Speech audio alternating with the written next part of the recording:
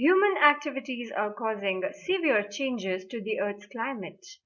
Global warming, or the phenomena of rising global temperatures, rising sea levels, and the growing frequency of extreme weather events like floods and droughts, are being attributed to man-made or anthropogenic climate change. Global mean temperature maps enable us to understand mean temperatures that different parts of the world experience over a particular period. The global mean temperature map here depicts the global mean temperatures between the year 1885 to 1894. Areas having temperatures above 0 degrees Celsius are indicated in shades of the color red, while those having temperatures below 0 degrees Celsius are indicated in blue.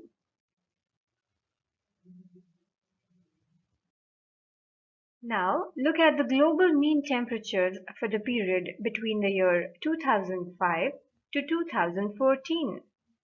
As you can see, temperatures all over the world have risen alarmingly high. The primary factor behind this unprecedented rise in global temperatures is the rapid transformation in industry, transportation, agriculture, and other sectors that began in the 18th century and is continuing ever since. Modern human activities heavily depend on fuel and electricity. The use of fuel and traditional methods of generating electricity releases gases that cause global warming. These gases are known as greenhouse gases.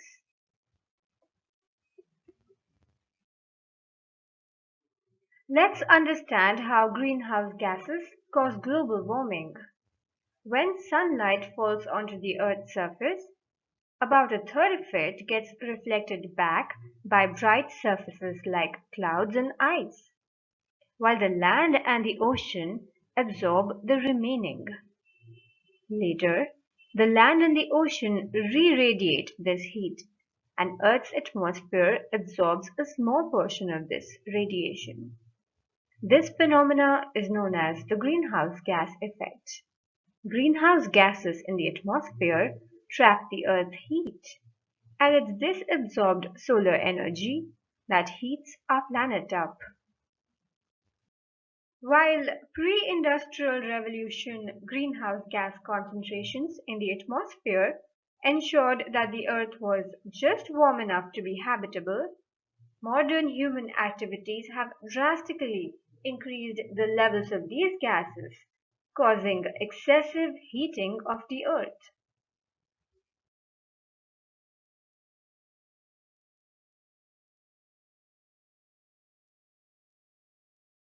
At the global scale, the primary greenhouse gases emitted by human activities are carbon dioxide, methane, nitrous oxide, and fluorinated gases. Carbon dioxide contributes about 76% of the global greenhouse gas emissions, followed by methane at 16%, nitrous oxide at 6%, and F gases at 2%. Do all these gases have equal impacts on the climate? No. Greenhouse gases differ in their impacts. Different greenhouse gases have different abilities of retaining heat in the Earth's atmosphere.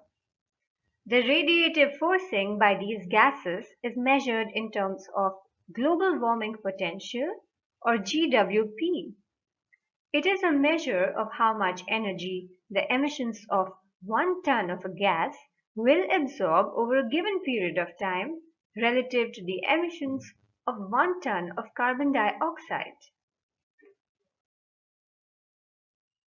The greater the global warming potential of a gas, the more that it causes radiative forcing in comparison to carbon dioxide over a lifetime of 100 years. GWPs provide a common unit of measure, allowing analysts to add up emissions estimates of different gases and compare emissions reduction opportunities across sectors and gases. Greenhouse gases also differ in the duration of time that they persist in the atmosphere.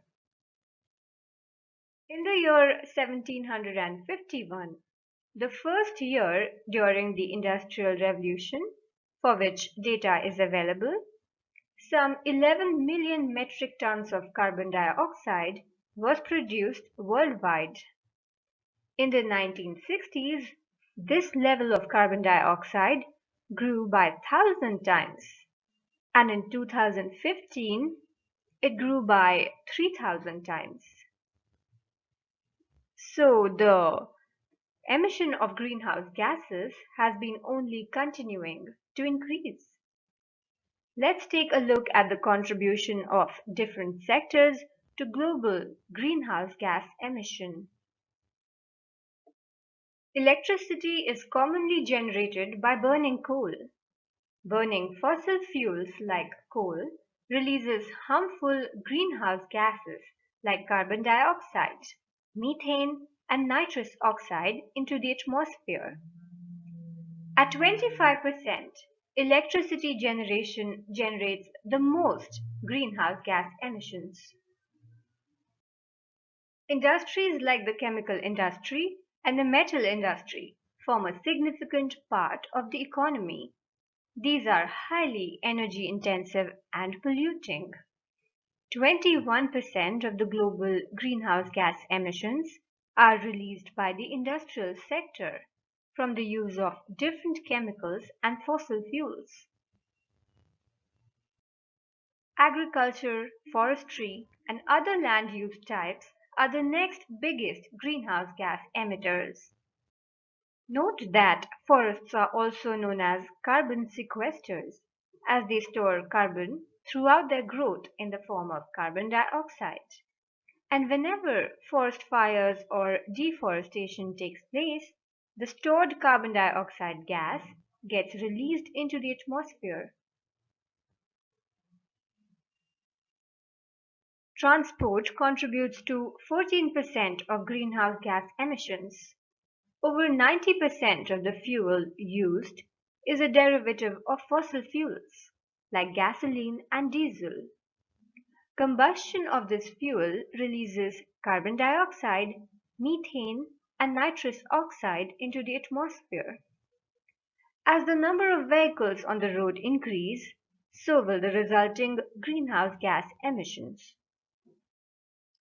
The building sector contributes to 19% of global greenhouse gas emissions, most of which come from the use of electricity in a building's operation.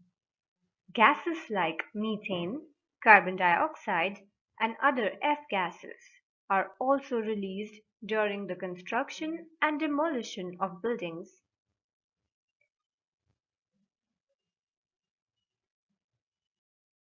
While all these activities are essential, they have enormous environmental impacts. Most climate scientists agree that the main cause of the current global warming trend is the human expansion of the greenhouse effect. If global warming continues unchecked, it will cause significant climate change, a rise in sea levels, increasing ocean acidification, extreme weather events, and other severe natural and societal impacts.